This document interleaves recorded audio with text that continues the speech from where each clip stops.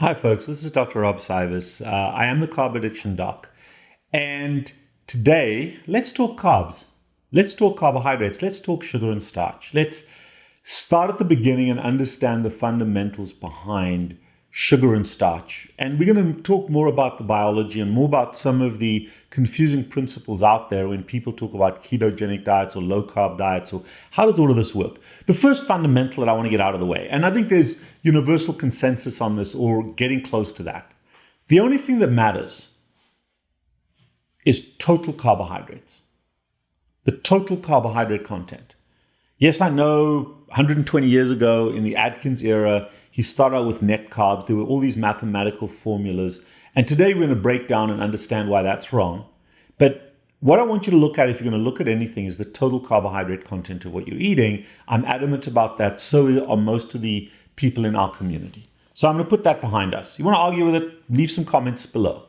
However, the other thing that we see from a lot of people in the ketogenic space is how much carbohydrate could or should I be eating?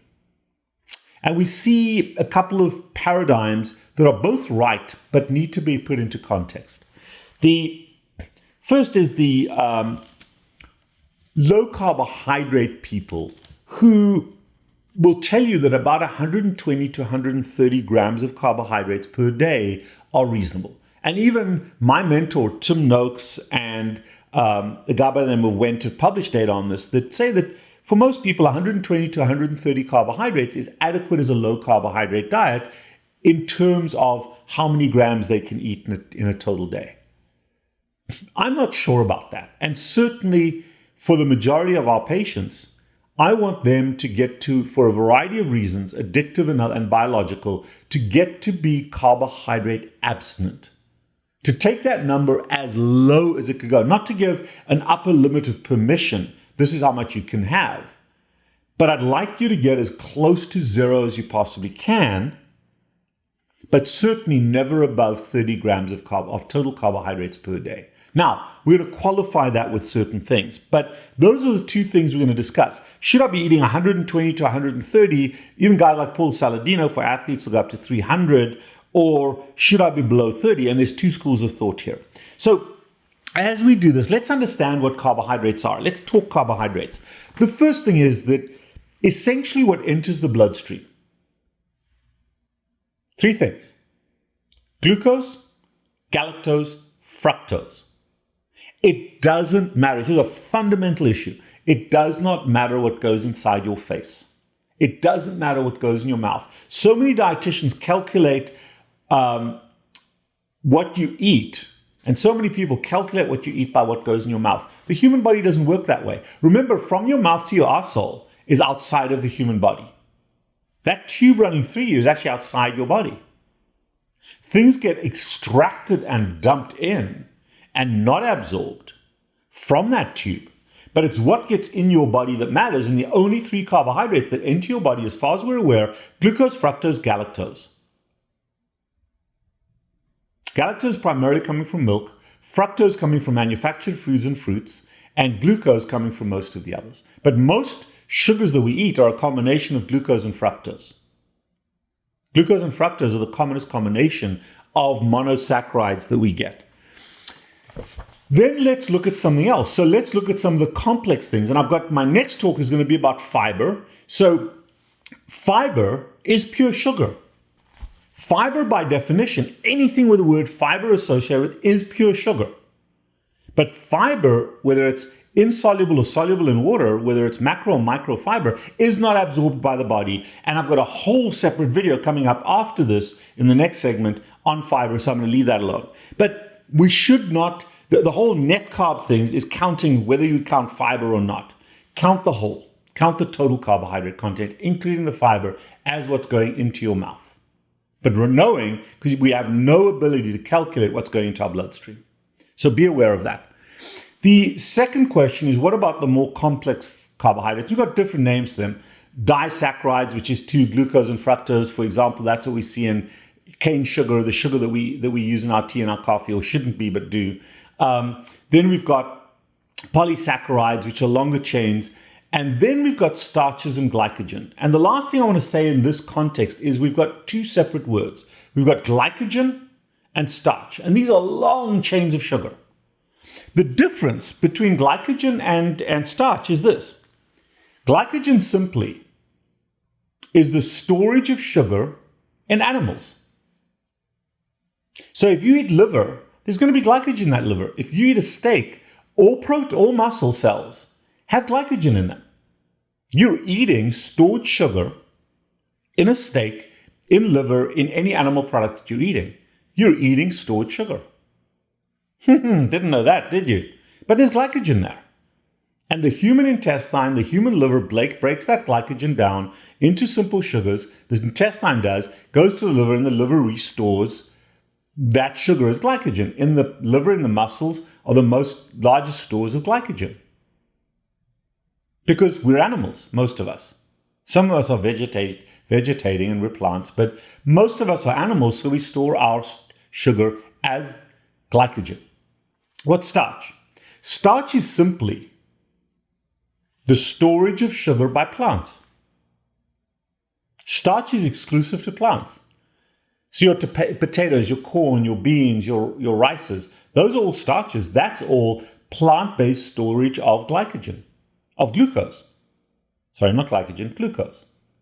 And the human intestine will break that down, extract the glucose and the fructose and the galactose, or glucose and fructose from those. Galactose isn't that prevalent, and absorb those as sugar. So understand that all animal products contain glycogen, the meat that we eat, the organs that we eat, and most plants are going to have some glycogen in them. Interesting fact. The question, though, is, does that source of glycogen, does that source of starch trigger you to overeat? And we'll talk about carb addiction in other videos. So I'm not going to talk about that right now. Okay? We're just talking about carbohydrates per se. So human beings originally, way back ancestrally, started out as animals that used a large amount of plant starch as our source of energy. And our gut was built for that. Some of our primate ancestors are still plant-based. They still extract sugar from the starch in plants. And also, we have bacteria biome, or those animals have a biome that breaks down the insoluble, what we call fiber. They break down the fibrous products of those plants to release sugar as fatty acids. But the bacteria and the fungus and the virus in the gut does that for them, and then they absorb that. Over time, human beings have lost the capacity to do that.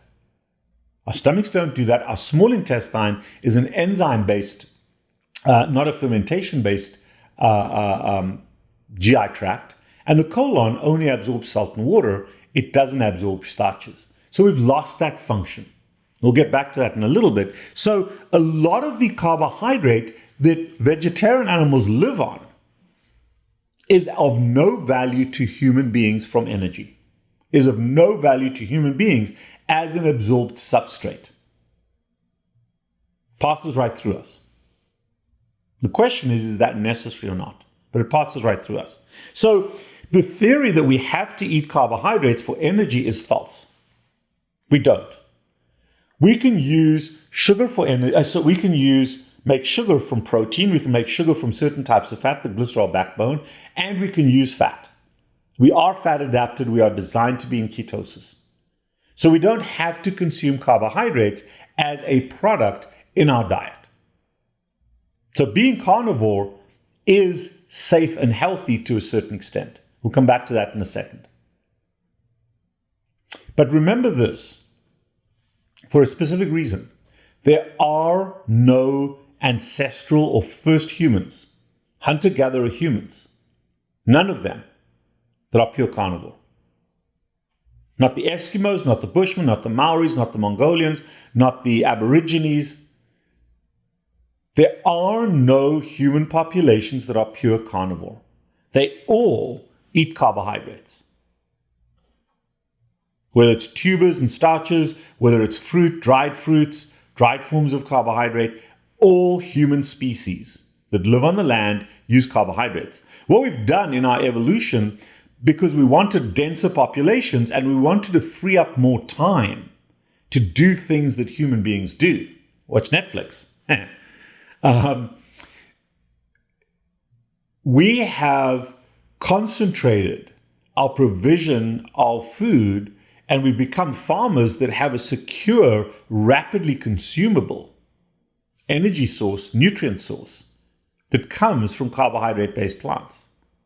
So that has been a human adaptation to get energy in rapidly and to be able to store energy to make larger populations and to subsist on. So that's where carbohydrates historically had a role, but biologically they do not have a function in the human body.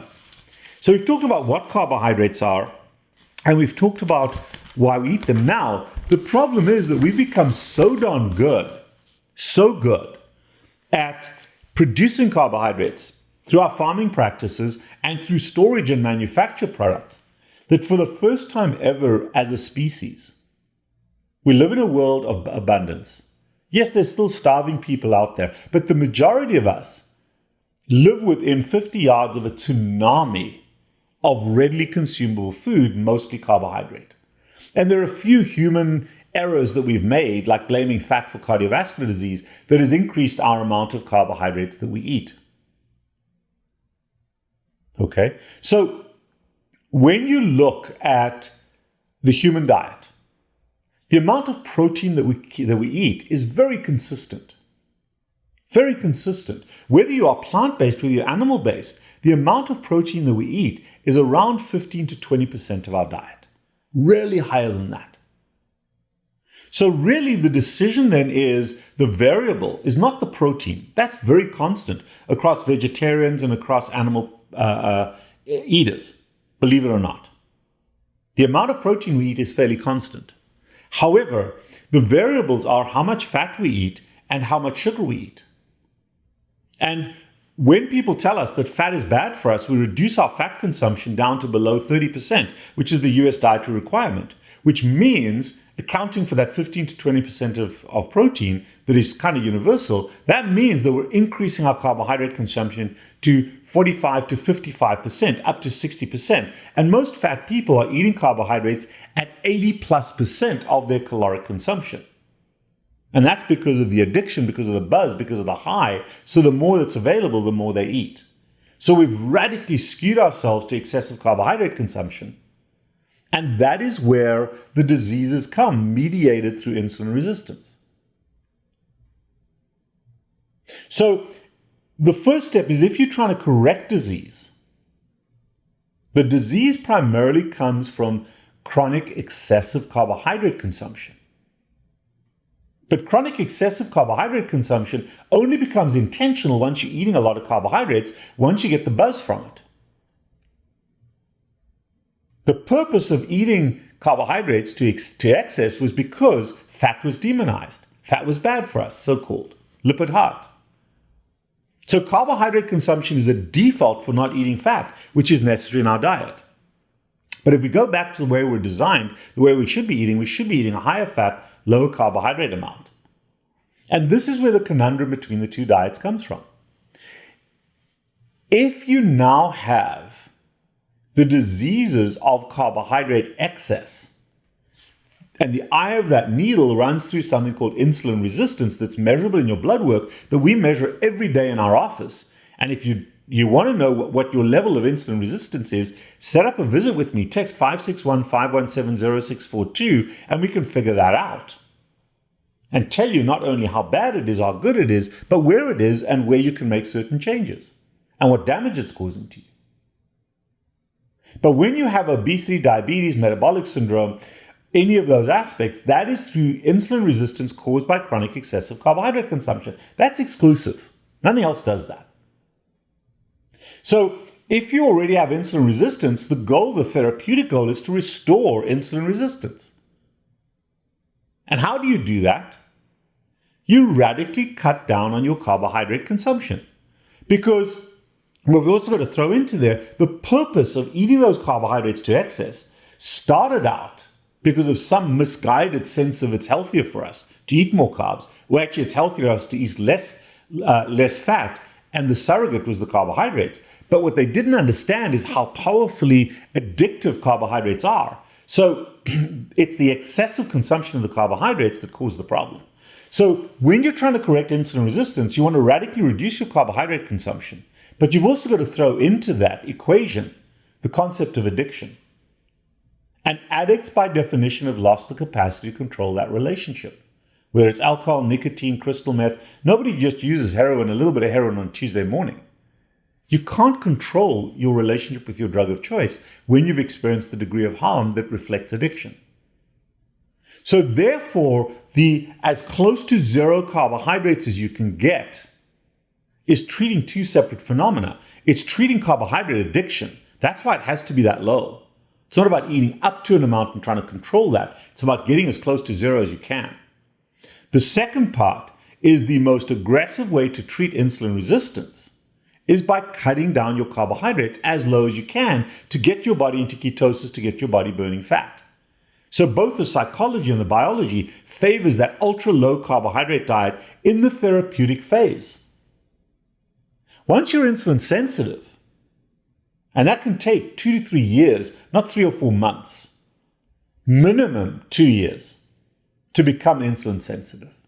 Begins at about 6 months, gets consolidated by 2 years, and it's a behavioral transformation as well as a biologic transformation. But once you get to that point, now you're actually suppressing insulin production. And it gets you healthy, but then the pendulum swings too far to the other side. And that's where you want to start reintroducing some carbohydrate to trigger insulin. Not because carbohydrates are necessary as an energy source, but insulin is necessary as a hormone because it governs so many other functions. We're going to talk about insulin in one of the upcoming videos. Please watch out for that. But insulin is a critical hormone in terms of anabolic function, bodybuilding function. And the trigger for insulin is sugar. So it's fine to correct insulin resistance by getting rid of the carbohydrates to being less than 30 grams a day. And I'm going to qualify that in a second at the end of this. But then when you make the transition, that's when we go to the 120 to 150 grams of carbohydrates in 1 or 2 meals a day to trigger insulin. Problem is, you can't ask the alcoholic to now start drinking alcohol. And if you come into my office, we can design a program that allows you to trigger insulin in a way that is not addictive. Not going to go through that right now. So both carbohydrate restrictions are correct, they're appropriate, but at different times in your journey through the correction of disease. One is therapeutic, the other one is preventive. And you want to be as healthy as you can be at every stage. So understand carbohydrates, understand what their value was historically, understand what they're doing currently, and understand how to escape from their toxicity while still using them to trigger insulin. That's what this discussion is about. So it's not about carbohydrates are good or carbohydrates are bad. It's about where am I on my relationship with carbohydrates? What are they doing to me beneficially or harmfully? Understand the complexity, but within that complexity, it's pretty damn simple. We figured that out. We understand that. We can help you to understand where your journey is. So the other thing I will tell you, working in the addiction model, the dietitians are wrong in this regard. They're wrong to count vegetable carbohydrates. Because vegetable carbohydrates do not get absorbed for the most part. So when they're doing some mathematical formula based on some lab context of how many carbohydrates are in vegetables, they do not understand human biology because some of that passes straight through and isn't absorbed. So how do you know? So in our program, vegetables are free. Vegetables are free. We don't count them as part of carbohydrates.